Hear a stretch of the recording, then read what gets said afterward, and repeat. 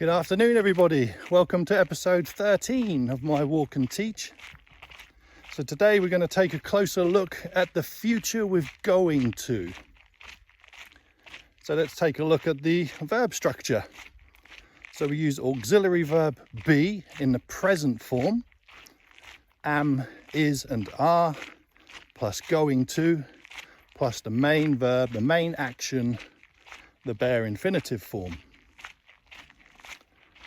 So this is similar to present continuous, isn't it? We're using am, is or are plus ing, but we're adding to and then the bare infinitive. Or you could look at it like we're just adding the infinitive. To eat, to sleep, etc. But there's a reason to keep going and to together, and I'll explain. So we shortcut that to gonna. And it's spelt G-O-N-N-A, but we pronounce it gonna. And we shortcut the first part as well. It is, it's gonna. He, she, he's gonna, she's gonna, they're gonna. Now, two uses for this tense. The first one is to talk about predictions. Now, we can use future simple to talk about predictions. Natives prefer to use going to form. Just seems to roll off the tongue much easier, more natural for us. But you can use future simple. So let's create an example. So we see some black clouds ahead. Not today, it's a beautiful day today, but imagine there's black clouds ahead, big dark clouds coming, and we say, oh, it's gonna rain.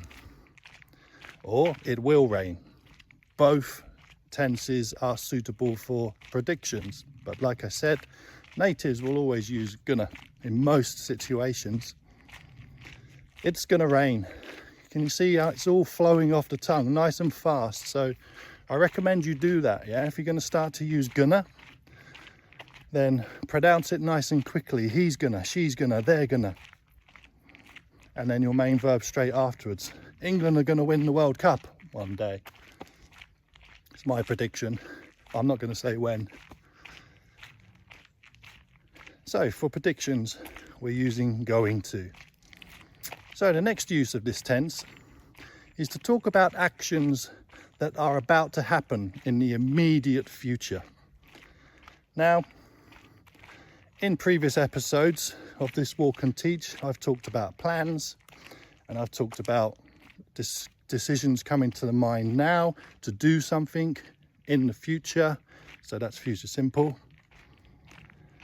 We can use going to for both those scenarios, but the action must be almost immediately. The action is about to happen. Now it's in the future, so it makes it a future tense, but it's almost a present tense. So let's make some examples.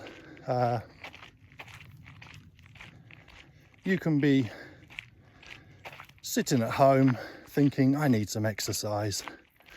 And you say, I'm going to go for a walk. And you literally get up off the sofa, put your shoes on, and you go for the walk straight away. You could say, I'm going to go for a walk tomorrow. So then it's almost like the future simple again, that you're talking about future action, but you've just come up with the idea to do something tomorrow. I'm going to go for a walk tomorrow, but why tomorrow? Now, do it now. I'm going to go for a walk. So it's a little grey area with going to, I must admit. You can use it to talk about ideas that come to your head that you're going to do in the future, but usually that action is straight away. So you can say another example, it's hot in here, I'm going to open the window.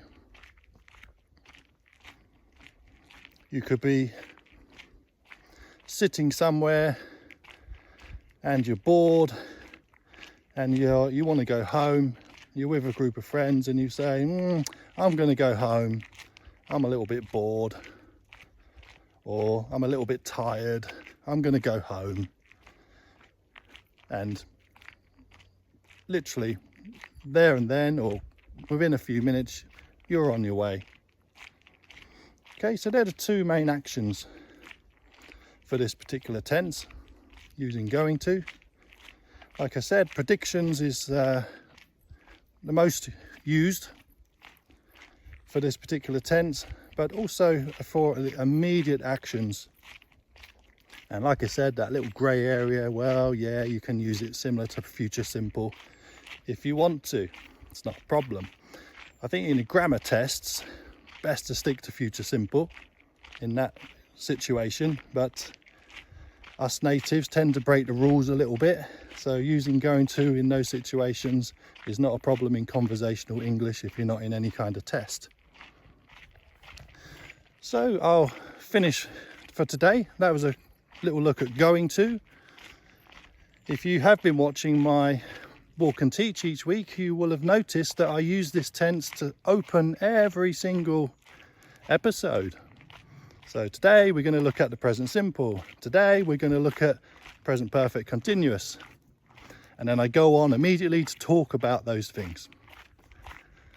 Okay, so I'll say goodbye from the forest. And if you haven't had a look at my web app yet or bought it, QR code is on the screen. Check that out. It's the best resource on the internet for learning the English tenses, I believe, because I put it together. It's a small payment of €3.99, just under €4 for lifetime access. And it's pretty interactive. But most important is you've got all the information in one place and lots of things to do, lots of practice. And there's also an AI chatbot attached to it that you can interact with. Okay, so I'll say goodbye from the forest and see you next week. All the best.